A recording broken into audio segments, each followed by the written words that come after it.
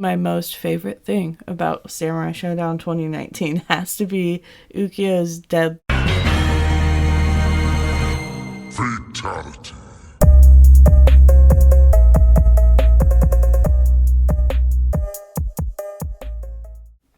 Hey there, welcome back to another episode of Wake Up 3. We are your hosts, Molly and Cam, and this is a fighting game podcast from a couple who loves fighting games. And once again, we are going to start out with a mix-up. That is right. Cam's doing the mix-up again. Let's jump into this mix-up, shall we? I've had Street Fighter Alpha on the brain a lot lately, and I decided to choose 6 characters from that game that debuted in that, so none of the Street Fighter 2 classics, or none of the Final Fight type characters that also debuted. So these are all Alpha originals, and I'm going to have you rank them 1 to 6, but I'm only going to tell you one character at a time. Okay. Alright, so let's start here. I didn't include everybody because there were 10 to 15 different newcomers, something like that, and I thought that was a bit too much for a mix-up. So we're going to go with 6. Let's start with Adon. Okay, 1 through 6. And 1 through 6. Where does Adon fall? Adon. You were hyping him up quite a bit. I was. A couple of weeks ago. I was, and I think I have. I guess for nostalgia's sake, I'll put him at a 4, because I'm not sure. I'm just not sure. Okay, fair enough. I hope that's all right. It's fine with me. I hope that's all right with you guys. Next up, we've got Birdie. Birdie. All right, well, that's an automatic 6. I don't think I've ever played Birdie. He's one of those characters that you look at and you can tell it's immediately not for you. Yeah. A 0. Yeah. But a 6. Yeah, 6th place. Okay. Next up, Dan Hibiki. Dan, okay. Ooh. Yeah, that was my first thought as well. Yeah, I love it. That and a can of beans over the sink for dinner. Dan has the best theme. Best is extreme. I'll go with 3 for Dan. Okay, 3 for Dan. Because Dan is pretty fun in Alpha. He is. He's a cool character. Next, please. I'm not going to agree with that. Okay, next up, in the same vein, we've got of Dan, I guess I should say, Sakura. Oh, okay. Oh, okay. Friends, yeah. Sakura. I just found out that I really like Sakura. So I'm going to put her at is there anyone that is going to be able to beat Sakura? I don't know. You've got 2 left after this. A newcomer to Alpha. Am I going to fuck this up? I don't know. Is there anyone more fun to play than her? Let Capcom hear this for season 4. Is there anyone more fun to play than Sakura? Yeah. Just period. I'm going to put Sakura at number 1. Okay, fair enough. Next up, Karin. Ken? Karin. Oh. Ken did not debut in Alpha. I know. I was like, what are you saying? Karin. Karin? Karin? Karin. Karin. I will put her at... I don't know who's going to be the last one, but I'm going to put her at 2, because she's pretty cool, too. She's cool. Alright, and that means the final character has to go in slot 5, and that's going to be RMika. Oh. Well, okay. So, 1 through 6, you have ranked these characters. Sakura, Karin, Dan, Adon, RMika, and Birdie. How do you feel about that? I feel okay. I think in a more perfect setting, this would look like Adon switched with RMika. I don't know.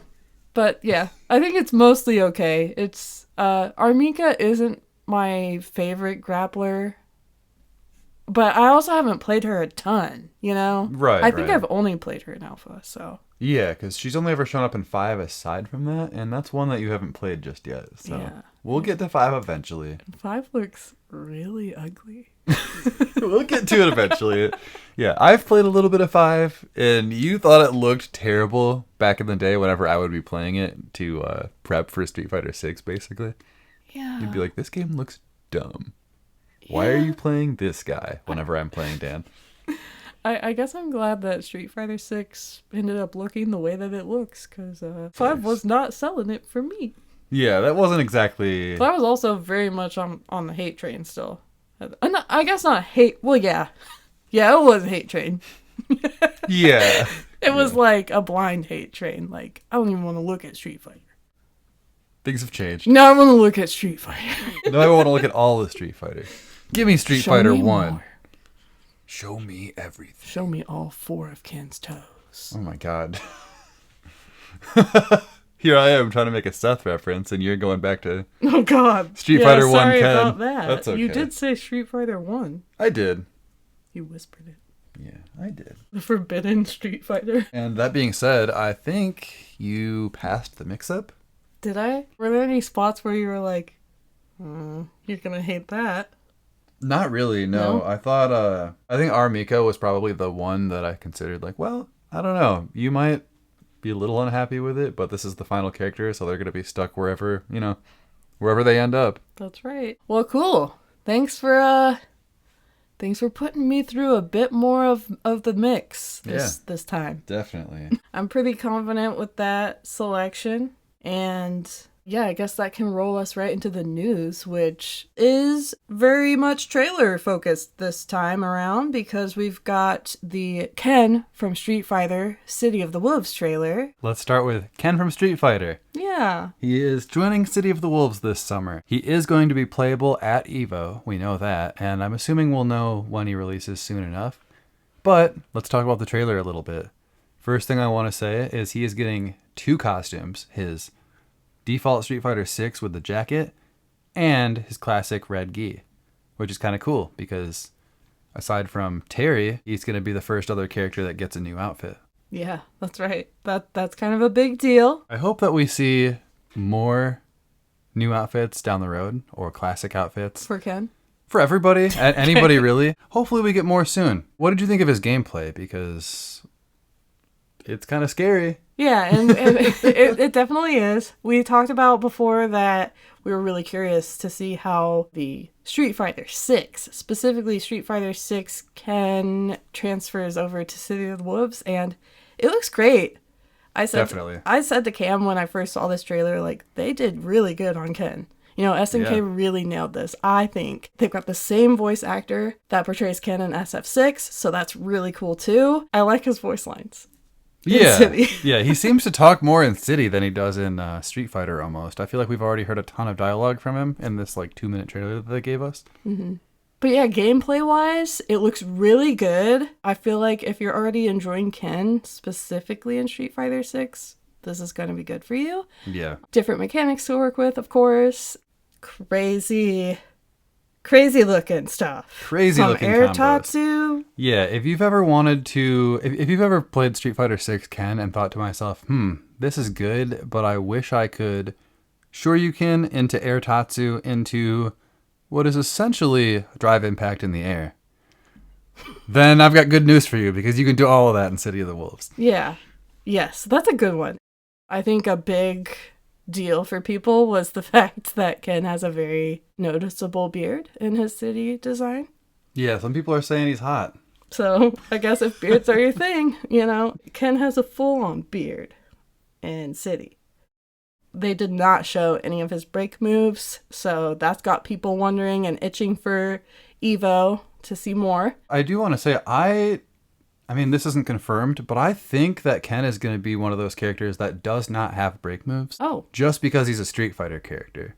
Oh, so he's just going to be different. Yeah, I think he's going to be different because they show another thing that only he has in this trailer, and it's EX special into Super directly. Yeah. And that's not something that any other character can do. But he can do that in Street Fighter, so he can do it here as well. Thank you for bringing that up, because I was going to forget.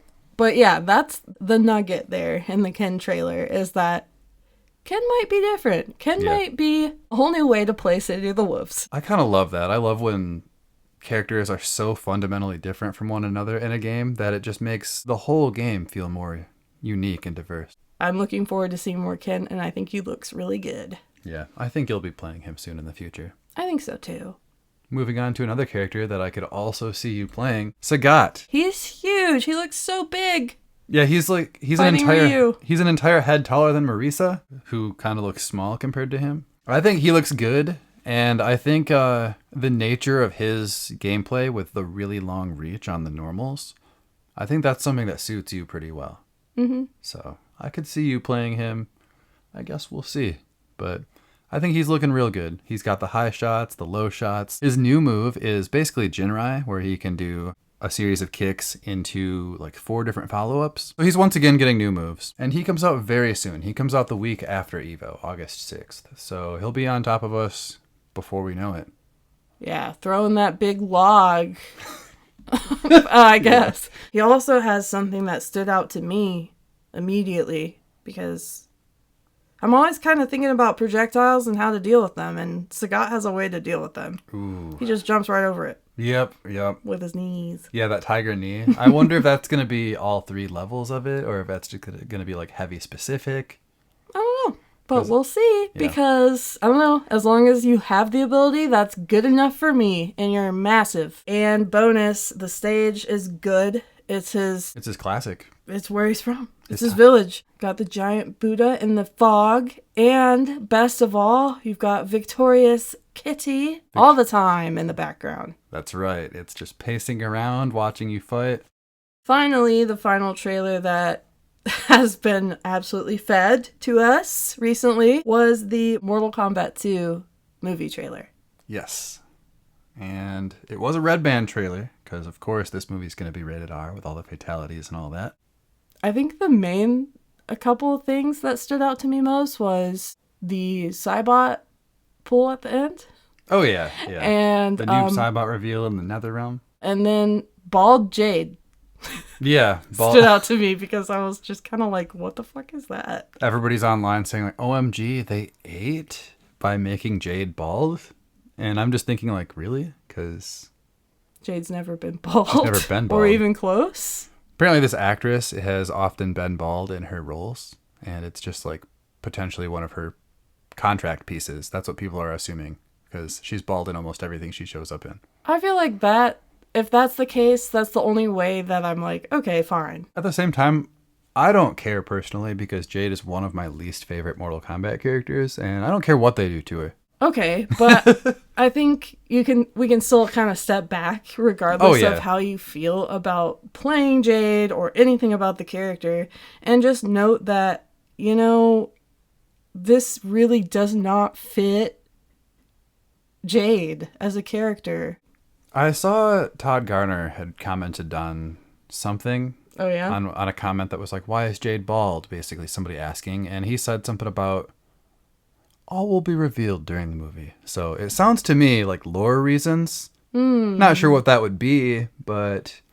So maybe Jade has hair for a portion of the film. Yeah, maybe she gets it set on fire and loses all of it or something. Maybe. Because I did also notice, so with this trailer finally being revealed, this movie comes out this fall, they also, revealed a bunch of character images for the movie, promotional images, and in Jade's image, you can actually see hair.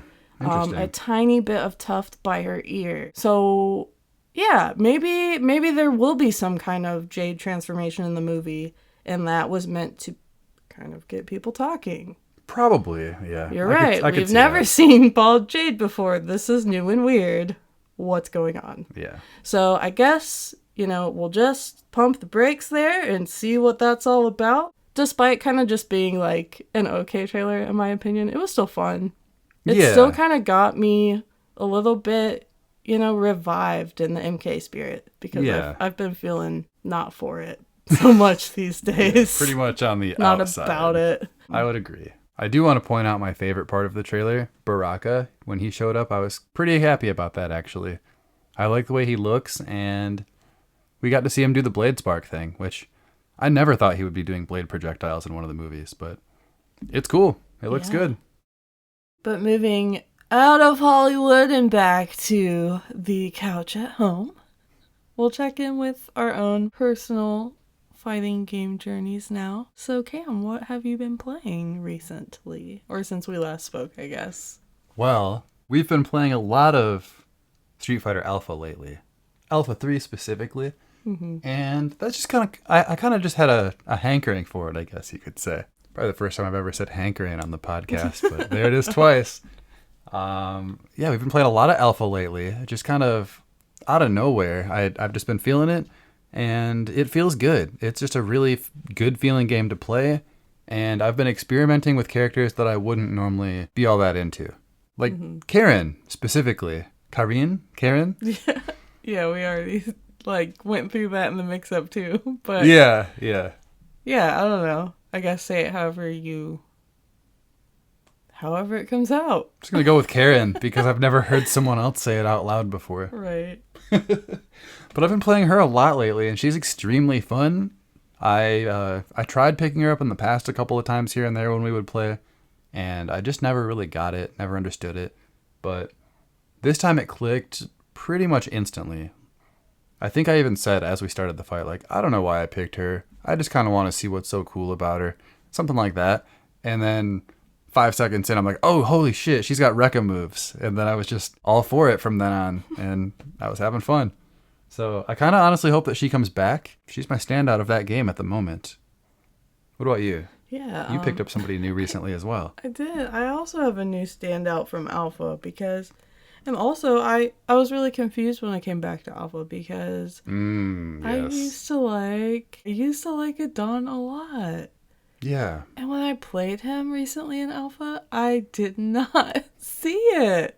What was I thinking? Where was the vision? I don't know. I don't know, but after that, I even took him into training mode to think maybe there is something special about him that we once saw or that you once saw, and I'm going to try to recreate it. And I just couldn't. I couldn't figure it out. He's not that cool. Yeah, unfortunately, I lost it with the Dawn. I don't know what I was thinking. Maybe one day he'll come back to me, but for now it's I don't know. I don't know what I was seeing. But the character that I did discover was Sakura, actually. Yeah. So, yeah. Yeah, you were cooking with her a little bit. Mm-hmm. I don't know if you've ever really played her, have you? I don't think I ever picked her, no. No, it's just one of those characters on the roster that you see and you're like, not for me. Don't need to. Yeah. I've been picking up a lot of those types of characters lately and really been enjoying myself. Like Karin, and then a couple of characters we'll talk about later when we get into the episode. You end up striking gold. And you end up finding, a few characters that kind of surprise you.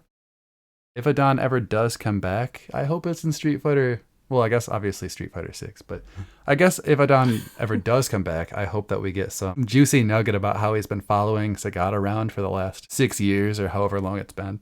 I hope so too. That's the best. If not, don't bother bringing him back. Mm-hmm. But I think we can jump right into Street Fighter 6 from there. Yeah, we're still playing. Else. Unless I have a dance. Unless you had something else. Oh, I thought you... Okay. Unless you wanted to stop and dance for a minute.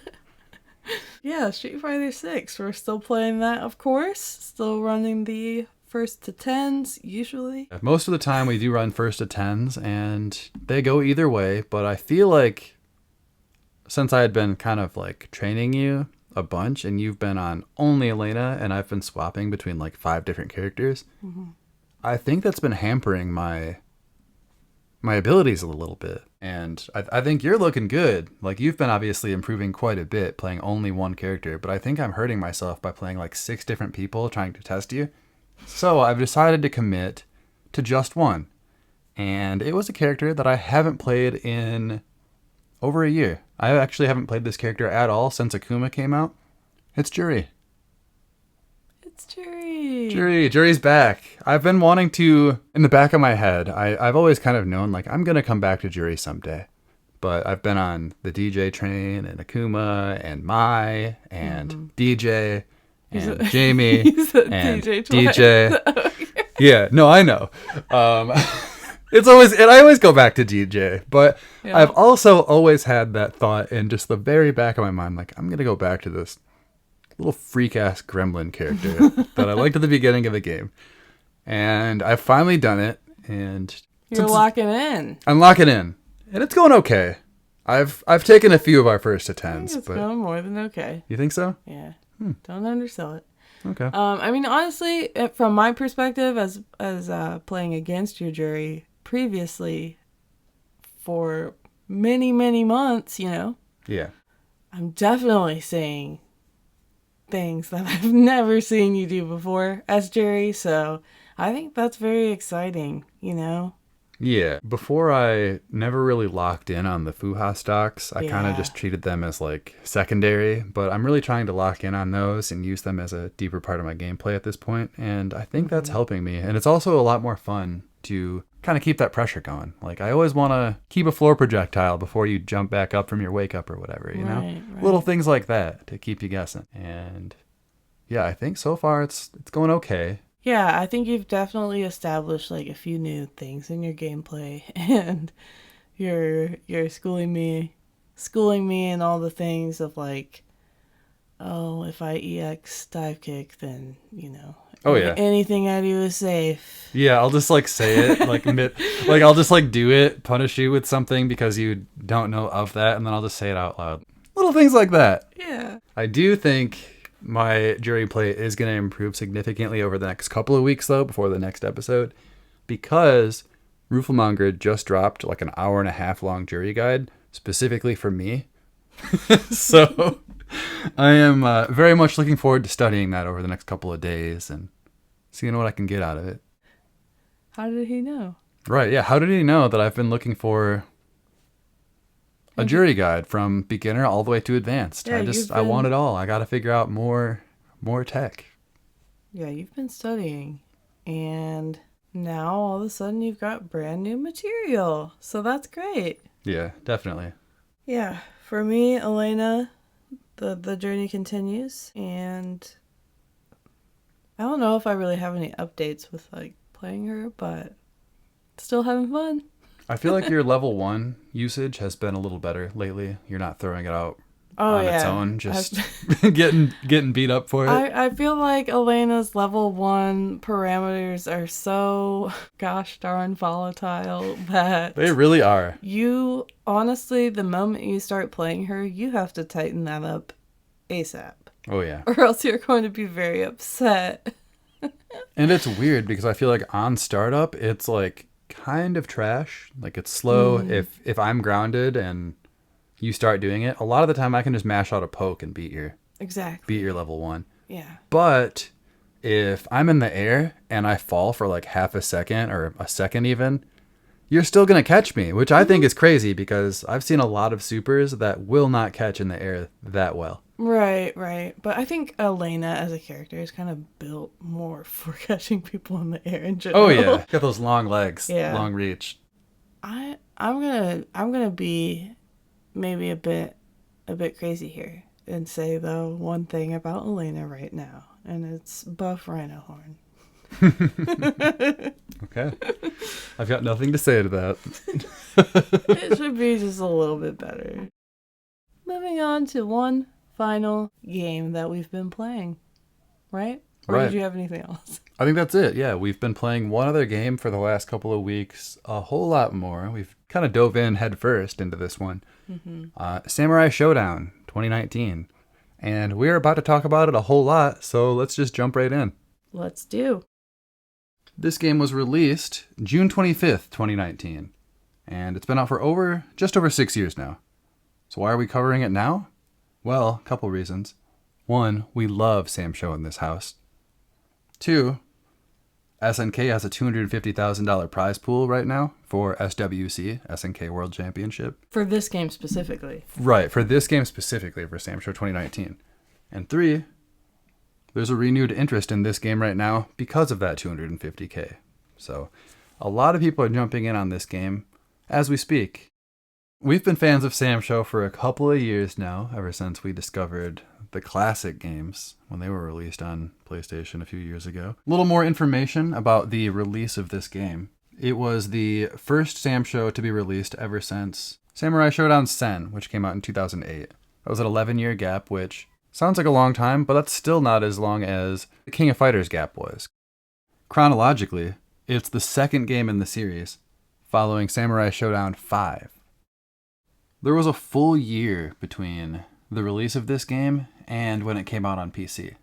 I just wanted to throw that out there as well. Just a fun little piece of trivia. A full year. Wow. Yeah, so there was an entire year where it was a console exclusive game for just PlayStation and Xbox. Interesting. Uncommon. I mean, imagine that happening in 2025. I can't. I literally can't. I don't think that would happen. I don't think it would. And the tagline of this game is, "Embrace death and no one can stop you." Jumping into the story here, Samsho 2019 takes place in 1787, towards the end of IRL shogun Tanuma Okitsuga, hope I said that right, Tanuma's reign of power. A little bit of backstory here. The previous shogun had focused on improving agriculture and helping the people out, basically. And this dude, Tanuma Okitsuga, shows up, and this guy debased currency, created monopolies by selling to certain dealers exclusively, making monopolies on oil, sugars, all sorts of other things. And he also raised merchant taxes. So just raising taxes all around. Good guy. Tanuma was a corrupt leader, and he helped spread corruption to other phases of government as well. Oh. From 1783 to 1787, there were droughts followed by floods, as well as famines and riots. These Edo riots are what caused Tanuma to lose his power. They actually killed his son and other parts of his family in front of him at his castle. And that caused him to lose power. I guess, it would. Faced with an angry mob. Anyway, this is all what's going on in real life at the onset of this game. So at the start of Samsho 2019, the land is still beset by fire, ruin, and famine. All this, and a dark and sinister cloud that moves over the land, causing a sense of dread. In the beginning, its effects were minimal, but over time, this darkness spreads over all of Japan. So this darkness was not a real-life thing that was spreading over Japan. This is the Samsho element of history. Right, and in that, this darkness is corruption and evil. It's making its way through a portal to hell into our world. This portal to hell has been opened by Lady Shizuka, the main boss / antagonist of this series. Shizuka herself isn't evil. She was actually once a kind woman until the tragic death of her and her lover. At this point, she becomes unable to move on to the afterlife and is corrupted by a vengeful demon. Where have we heard this before? Kakaribi. Right. Okay, so that is backstory for the game here. She seems to be possessed by this evil god named Ambrosia, and that is the same god that Amakusa is trying to revive throughout the entirety of Samsho. Yeah. So it's around at this point, it's inhabiting her, and this is the beginning of Samurai Shodown. Well, I guess the second game, technically. Let's get into gameplay a little bit here. This is a weapons-based one-on-one fighter. You can drop your weapon, and you will have to scramble to pick it up. You do not want to be weaponless in this game. It feels bad. Yeah. And that's something that's always been a part of it. Yeah. So this isn't anything new. Yeah, this is not new to Samsho 2019. And I don't know if we've mentioned this yet, but we have talked about the older Samsho games up until 5. That was around 24 in November of 2023. This is a 4-button fighter like all other SNK fighters. The buttons are light, medium, and heavy weapon attacks, and the 4th button is a kick, which, to start, I thought was incredibly weird and difficult to get used to. I don't know why. I just really had a hard time getting used to the 4th button being a kick. Part of me wanted to say oh, this is a useless button right off the bat. But I just needed to open up my Samurai Shodown third eye. It's pretty important, actually. Yeah, get with it. Yeah. What do I know? Get with the Edo times. Yeah. A couple of other mechanics. There are sword clashes, just like games of the past, where when you do specific specials at the same time, your swords will clash, obviously.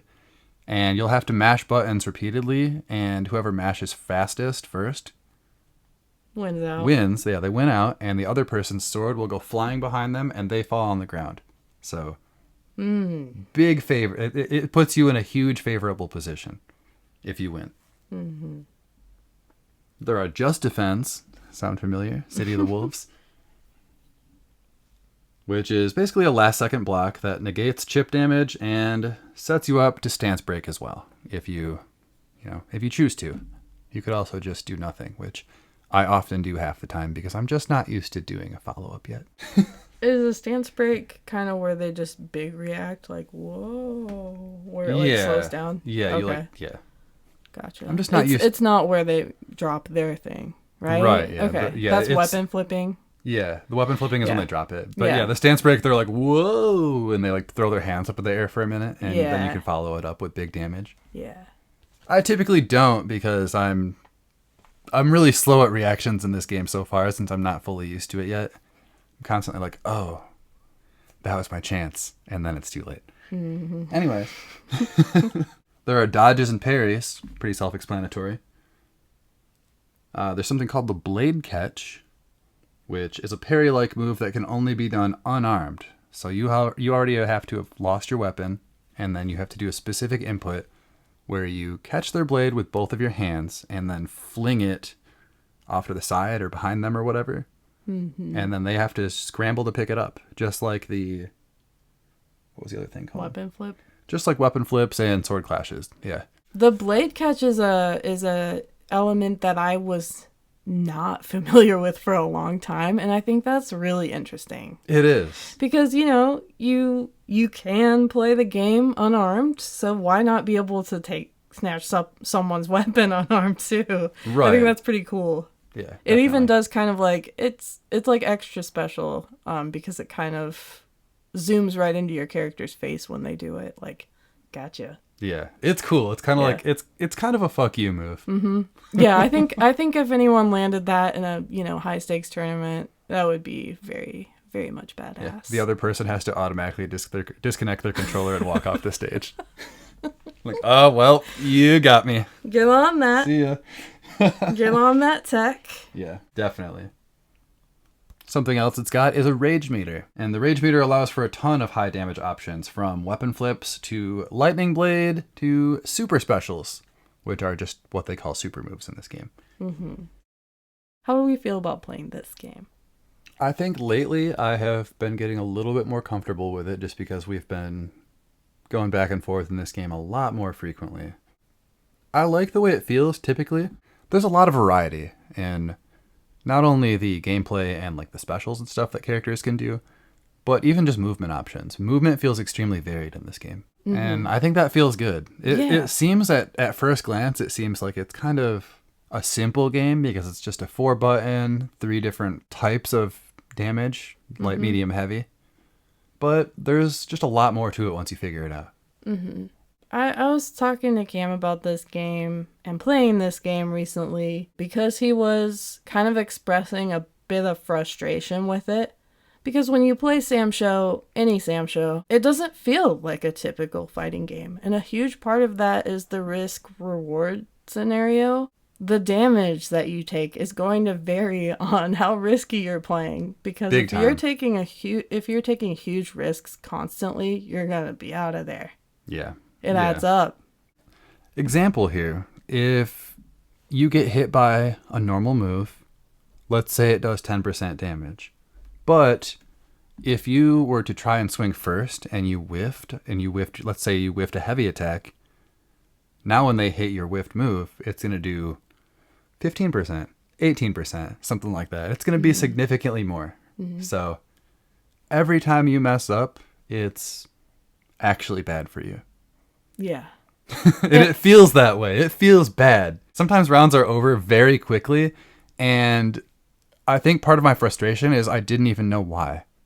Why the hell am I dying so fast? I feel like this game is very fundamentals heavy just very fundamentals heavy. Yeah. But I also like that it's like you said, it might feel like it's simple at first, but really there's a lot of variety and there's like layers in there. It gives the players more power over what they can do, I think, because you have to figure it out, and It's not just being spoon-fed to you, so you don't just continue to do the same thing over and over, you know? Mm-hmm. Roster. Yeah. Let's talk about the roster a little bit. A lot of it. There's 30 characters on this roster. Oh, damn. Okay, so when this game first came out in 2019, there were 16 characters available at launch, with another 14 released as DLC over the next couple of years, for a total of 30. 12 out of 13 Samurai Shodown 1 characters made the cut. So there was only one character that did not make the roster, and that was Genon Shiranui, my favorite. And Mai's great.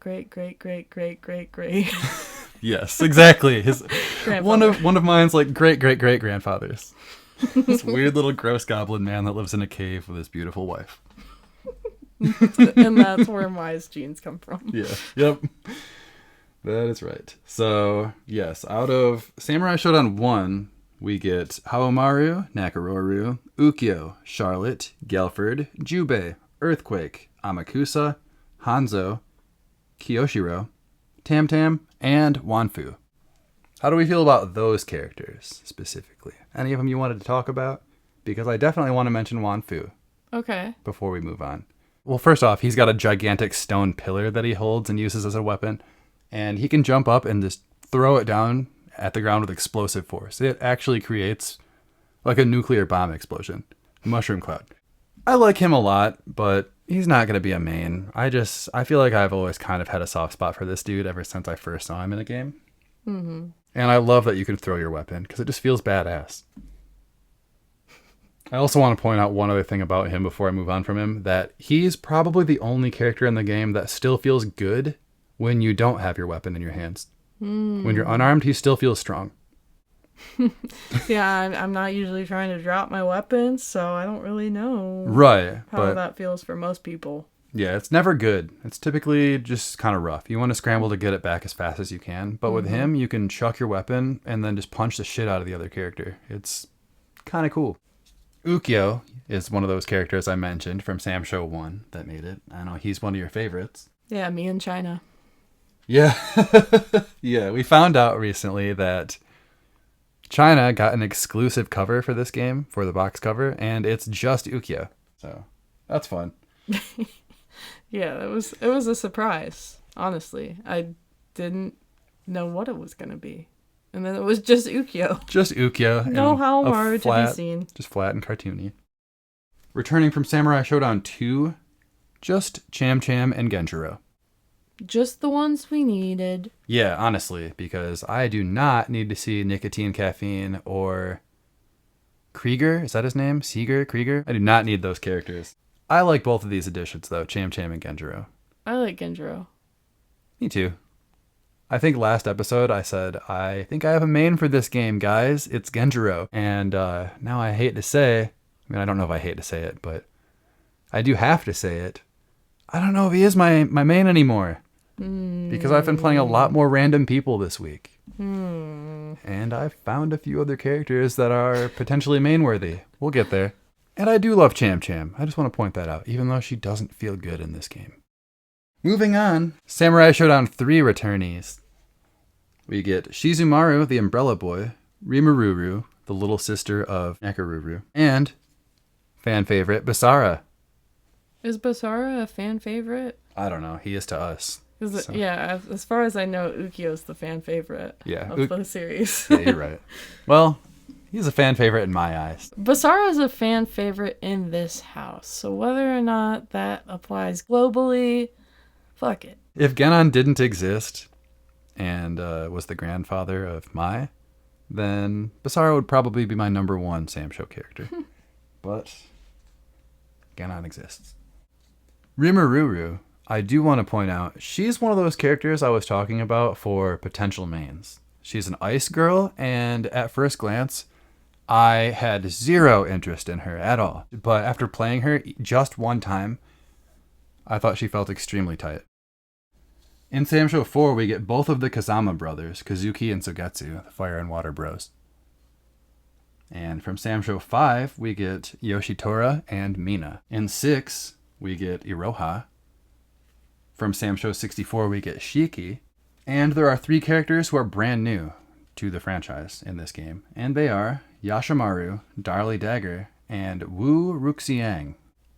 In addition to that, there are 4 guests.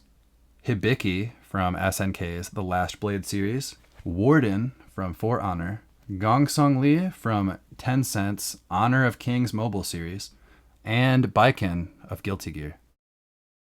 And that is the roster. So let's talk about some of our favorites. Yeah. And also let's talk about the roster itself, because I have to say, SNK, what was going through your head? Because this is the weirdest looking roster I have ever encountered, period. Do you agree? I would definitely agree with that. And that's not saying anything to do with what characters are on it. Just the actual layout of the roster itself is whack. It's on 2 pages that you have to tab through. I've never seen anything like that before. So you can have the same roster picture. So the same roster, you can have it on the screen twice. But yeah, this roster, weird. It's extremely weird. Weird looking. The people on it, fine. The way it looks, strange. On the topic of weird looking rosters, drop your weirdest one that you've seen. Yeah, if you've made it to this point. What's the weirdest fighting game roster? In layout, we're talking about the way it looks, not who's on it. Just to be clear. Right. Yeah. What's the weirdest looking layout of a fighting game roster that you've encountered? Yeah. Because this is it for us right now. Yeah, for me, it's definitely this game. But that being said, let's move on to some of our favorite characters. Yes. I've already mentioned how I started really enjoying Genjiro, and now I'm unsure of that, even though I just said, yep, I'm 100% maining this dude last episode. Now I'm really into a couple of the ladies that I never, ever considered before. One of them is Rimururu, the ice girl. She's got a little ice crystal that follows her around, and then she can use traps, and she can place a little ice platform in the air and step on it and use it for not quite a double jump, but you might as well be able to. You can actually stand on it for up to like 3 or 4 seconds before it collapses and you fall back to the ground. So it's kind of cool. Mm-hmm. One of those movement things that I like, that where it's something unique to the character.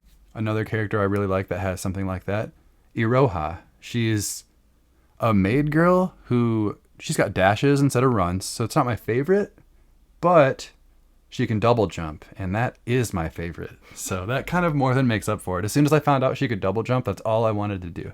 Mm-hmm. Those are my recent go-tos. What about you? Before we get into my side of things, I do want to say that with Iroha, we were choosing characters that we don't typically go for. So Cam chose Iroha. And before the fight began, he said, I would never play this character. And then 3 seconds into the fight, I find out she has a double jump that she can use her special out of, and it's a long-lasting special that hits all the way until she lands on the ground, and it's multi-hitting. I was all for it. Funny how things change. I'm like, she's at the top of my list now, just like that. Like, oh, double jump, and I can do this crazy long-lasting special? Yeah, I'm in. Yeah. And that's my game plan with that character. And one thing I do want to say about Iroha, I don't even know. I'm sure I was going to say butterfly swords. Yeah, she's got she's got butterfly swords. She stands on 1 foot. She hops on her 1 foot to get around. But she's got a double jump, and for her super, she rips off all of her clothing and just beats the shit out of you naked. She hits you probably like 30 times, and it's behind like a sheet, so you can't see what's going on. But yeah, it looks like she's just throwing hands and just beating the hell out of you. It's kind of cool. I don't know why she does it naked, but that was kind of something where I was like, whoa, what the hell? And it made me laugh, so I was kind of into it. Yeah, that definitely took us by surprise when we were playing and saw that for the first time because she takes you behind these doors that you can see through. Like those paper doors. Mm-hmm. And disrobes. And that really took me by surprise too. And then in one final move, she turns into a crane, like the bird, and kicks you in the face.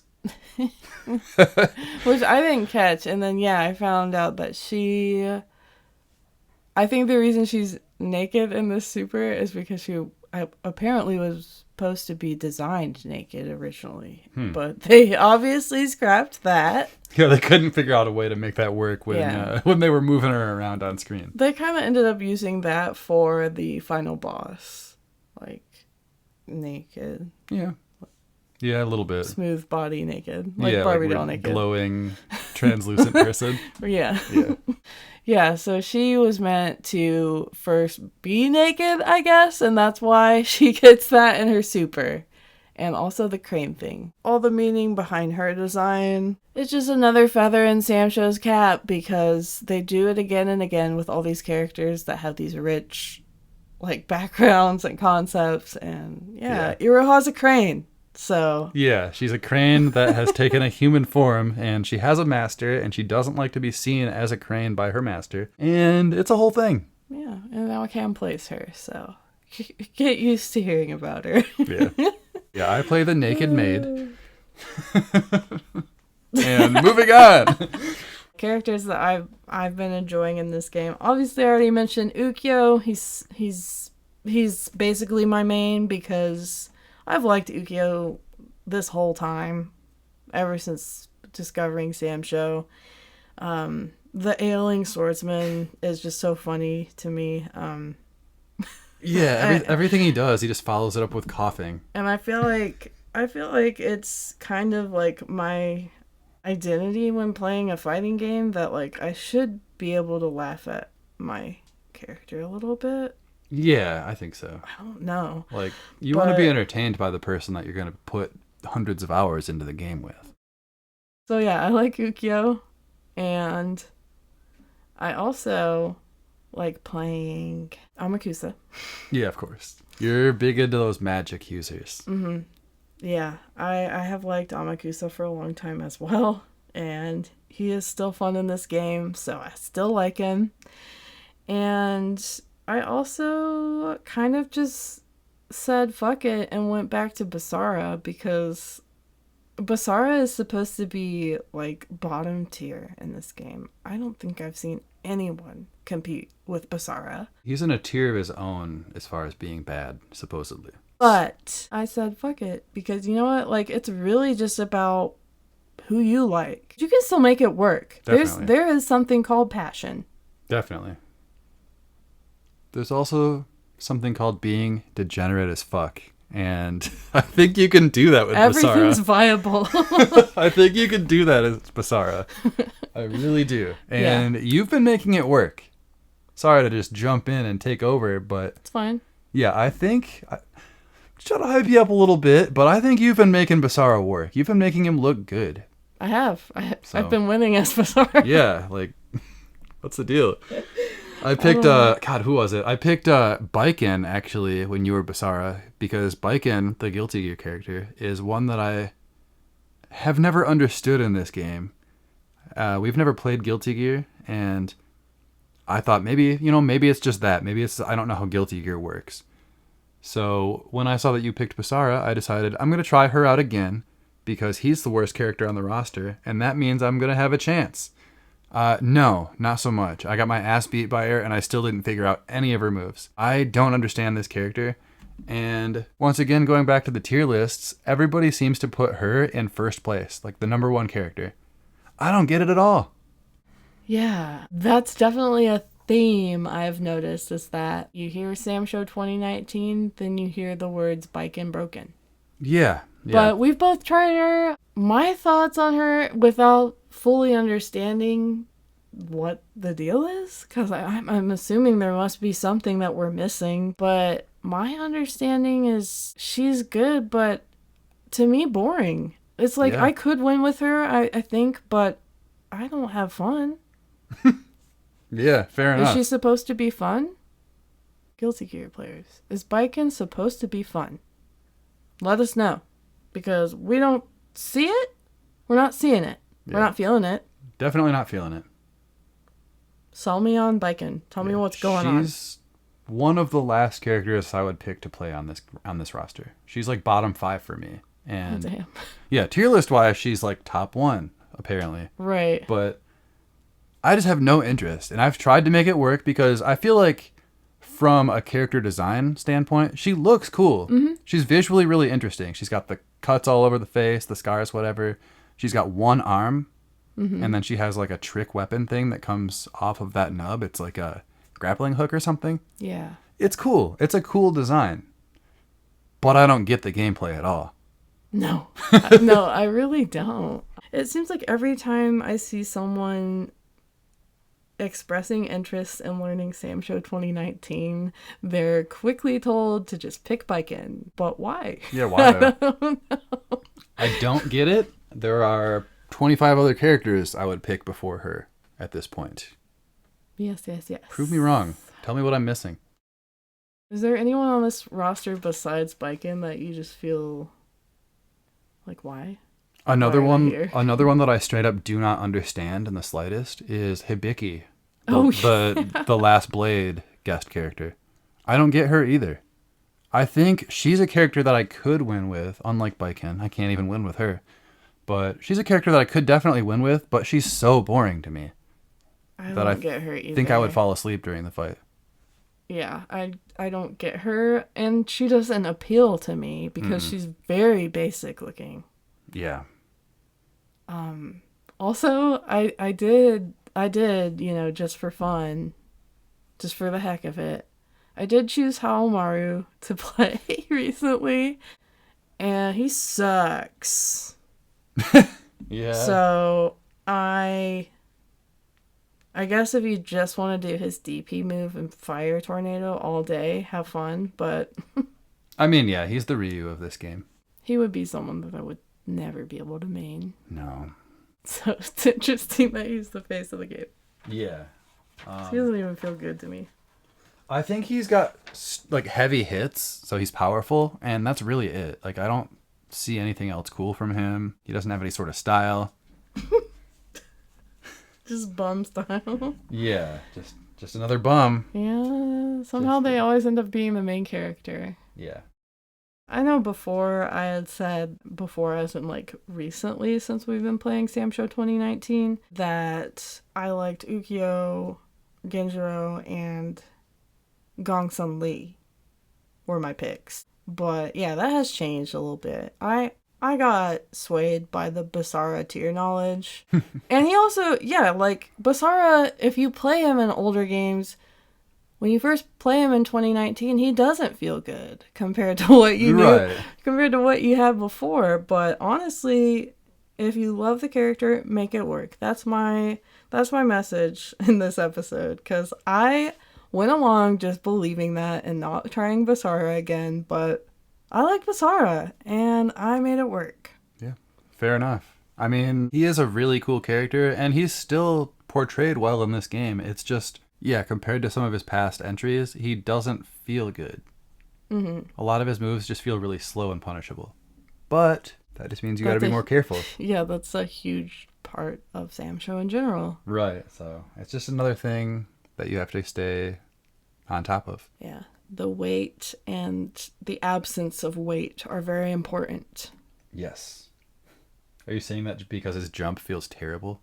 I'm saying all jumps in Samsho feel very risky and floaty. Yeah. True. That's why I like a double jump. Yeah. I'd actually noticed, now that I think about it, it's funny that the two characters that I just picked up recently are both double jump adjacent, because, well, Rimuru doesn't have a double jump. She can put a platform in the air, stand on top of it, and then jump off of that. So, still kind of nice, and it's a pretty cool way to be able to alter your momentum in air. That's true. So, I just like being able to do that. I like to try to throw you off by just jumping and then canceling my jump. About my change in my top three, Genjiro is someone that's always going to be on the cusp, because I just love Genjiro as a character. But the reason that he's not in my top three for 2019 is I don't love his face in this game compared to past iterations. I don't know. It's a minor thing, but that's... I guess we don't share this, because I like his face in this game. Oh, I think he looks kind of funny, but it's not a huge deal, because Genjiro fights with his back turned. He's just a character that I like always, and that, he's still good in 2019. But I will say that Gongsung Lee is effectively out, though, because, I don't know, I think I've just progressed and left her behind. That's all. Yeah, she's very setup heavy, and I feel like that's not necessarily what you're looking for in this game. I mean, correct me if I'm wrong. I don't think so. Just based on what I've seen of your play in this game, it feels like you're not really looking for a setup style character. Yeah, I think so. So, yeah, I think I've effectively replaced her spot with Basara. Fair enough. And that's just fine. That's how it's supposed to be. Yeah, honestly. You should choose the characters you love. True. Don't just choose someone for a utility. Yeah, because how long is that going to be fun for? Mm-hmm. Which, that was my initial reasoning with her, was like, well, Ukyo doesn't have a projectile, and she's all about her projectile, so that'll be nice to have. Right. Yeah. But he might not need one because he's got a lot of quick dashes and all that fun stuff. So. That's right. You just got to work around it, because not everybody gets one. Just all the characters that I happen to play. A couple other characters I want to just point out for being kind of unique. The Fire and Water Bros, the Kazukis, or the Kazama brothers. Kazuki, the fire one, is able to explode out of his pants for a teleport. He literally leaves his pants behind and then just appears, and he's wearing a new pair. So, how many pairs is he wearing at the start of the fight? And Sugetsu, the water brother, he has this little trap where he's able to aim a rain bubble, a water bubble, and move it around on the screen at will, all over the place. Diagonal, up, down, in circles, and then you can drop it and place it wherever you want.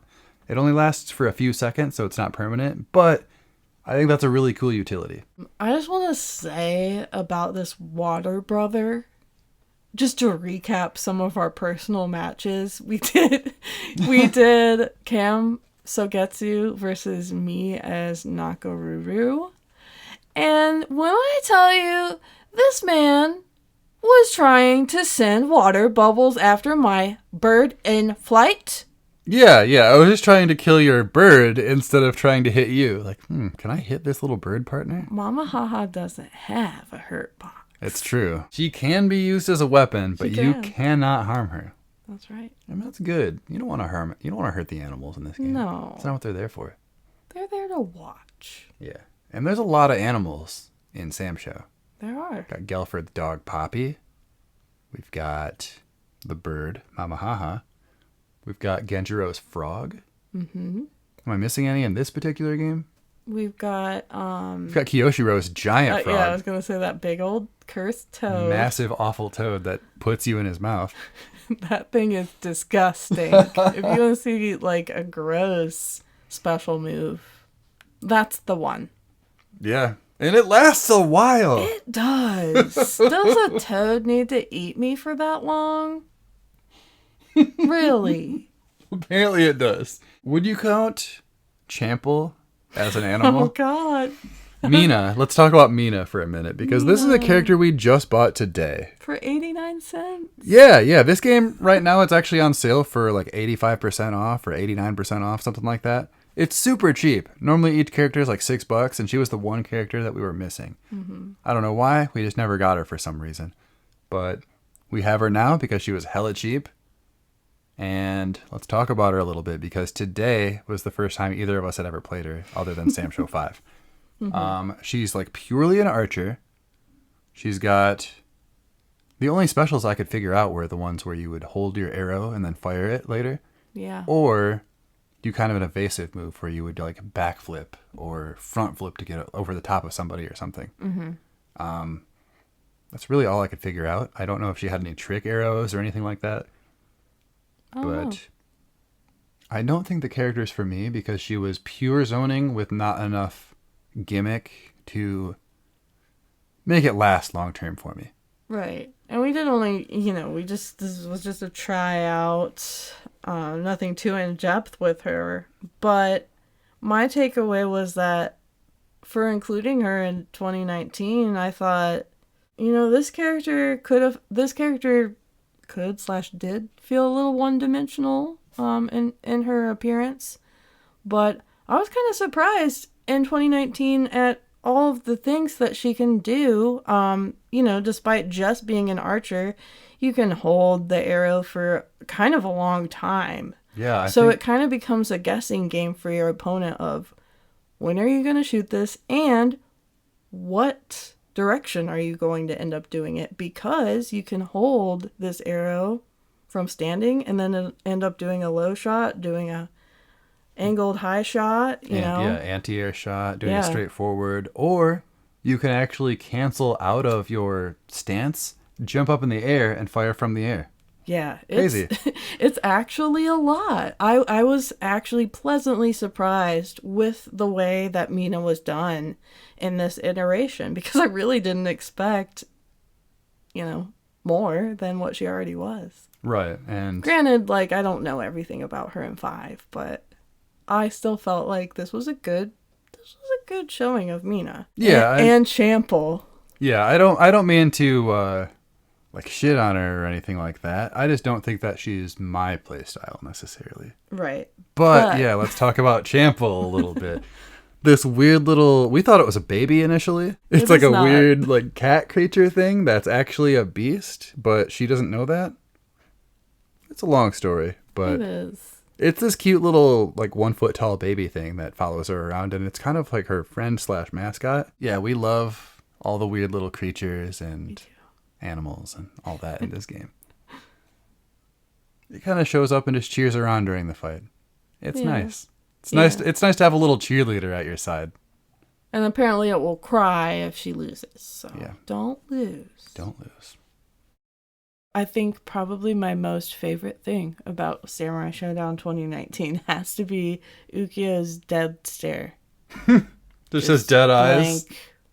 I do kind of love that. He just, at the beginning of the fight, the characters do their little animations before the round begins, and Ukyo just kind of turns his body to a quarter turn to the front, so you can kind of see his face more. But oh my god, the dead stare on this man. I love great. it. He's got really big eyes here. He does. It's really good. Yeah, he turns to do a little bow before the fight, and it's a great face. Yeah. I love it. Yeah. So. Speaking of eyes, I really enjoy that when you use the Samsho 64 3D model characters as the outfits for certain characters, whenever they fall down, they just have their eyes open still. Yeah, that is a really fun detail. I love it. I really enjoy Rimaruru's Samsho 64 outfit. Mm-hmm. Those are pretty fun. Yeah. I really like 2019. I'm really impressed with it as the comeback game, because KOF 14 was kind of the comeback of SNK, and that's not a very pretty game. No. Yeah, you and I were talking about this earlier, and we had kind of both come to the conclusion that if this Samsho game was their full-on return, if KOF 14 hadn't come first, I don't know that we'd be that into it, because it would look ugly. Oh, you're saying if this was right, KOF 14 style. Yeah, if this looked like KOF 15, or if this looked like KOF 14 and had come out first, and it would just be a little too ugly for me to play with these samurai characters. Yeah. And maybe that's me being a little too picky, but I don't think so, I don't because think it is. In my opinion, Samsho has always had this element of beauty to it. Definitely. Very indicative of the era that it's portraying too, I think. It's always had that element of natural beauty to it. It highlights the seasons on the stages. And so if the comeback was ugly, I don't know. I think I'm impressed with it, with the way it looks, Definitely. with the menus, we'll just leave the roster out. But the way the menus look, the music in the game, it's just all this complete package of what Samsho should feel like. Yeah, definitely. And that's why I'm happy and impressed with it. Yeah, I think as a fighter and as an SNK return to form, it feels good. Mm-hmm. And yeah, I think coming out at 2019 instead of a couple years prior when KOF 14 came out, I think that did it some justice, because if they had gone the goofier character route, I guess I'll just call that for KOF 14. I feel like KOF 14 looks like this new Hunter x Hunter Nen Impact game, where it's like wonky ass models that are too thin and kind of cheap looking. Well, yeah, I know that you initially were maybe not the most impressed with Samsho 2019. I recall you telling me like, I don't know if I like the way it plays or whatever. Yeah. Compared to the older games, but I'm just really partial to Samsho 5. I like that one so much that it's just hard. It was hard to compare it to the newer game, basically. Yeah, which I get for sure. You know, you're jumping from a whole other era. Yeah, 2004 when this one came out, and that was my favorite one, and it just feels so good. And then it was just a little bit of getting used to this new 2019 game, and it took me a while to get used to it, but I actually really like the way it feels now. I just had to find the right characters. Mm-hmm. One just a little fun Easter egg that hasn't been brought up yet, but with the DLC characters, there was the Kazama brothers were part of DLC, but there were 2 free DLC characters that were related but not by blood. Right, yes. These 2 free characters came out a season or 2 apart. They weren't at the same time, but they were both Umbrella users. That's right. Yeah, so season 1 you get Shizumaru for free, the little umbrella boy. I think since day 1 we've called him Umbrella Boy. Mm-hmm. And the other one is Gong Sung Lee, the Chinese mobile game character. One other random thing about the roster before we wrap things up here. The protagonist of every game that they've ever done is here, which I thought was fun. Haohmaru is the protagonist for the first 2 games. You get him, of course. Shizumaru is actually supposed to be the main character in Samsho 3. And then it's the Sugetsu Bros in 4. You get all of them. Samsho 5, I think that was just kind of like an everyone game. I don't know who the hero character is there. Yoshitora, maybe? Probably him. I think, yeah. I think new in that game. Yeah, Yoshitora is the hero of 5, and you get him. In 6, we get Aroha. She's apparently the hero of that game. I thought that was a little strange. And then in Samsho 64, we get Shiki. She's the hero of that game, the pro tag. And now we've got Yashamaru for the 2019 protagonist. Yeah. So you get all of them under one game, and I think for longtime fans, that's got to feel pretty good. I think there is someone on this roster for everybody. I really do. It's definitely one of those rosters where you feel like you know it all, but then you don't. Like, you just have to keep trying different people that you didn't think you wanted to play. Yeah, I mean, that's what happened to me this weekend. Yeah. I did not want to play these characters at all. I had negative interest in some of these characters that I picked up. Mm-hmm. So you really have to fight that feeling with this roster. You do. But I promise it's worth it when you win that fight. Definitely.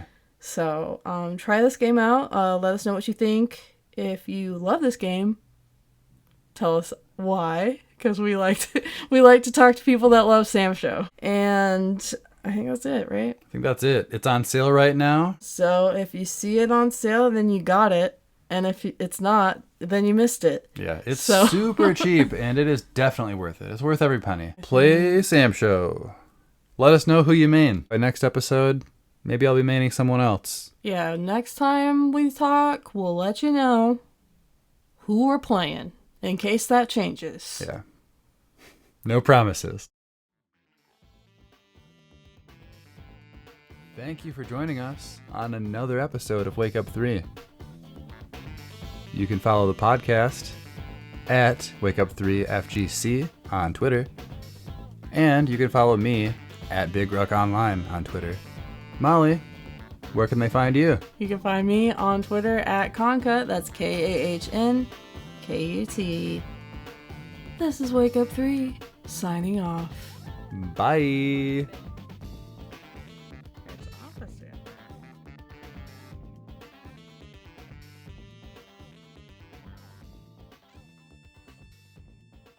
one that I had in mind was actually Haohmaru's from Garo, because I just like that one a lot. You just said Haohmaru.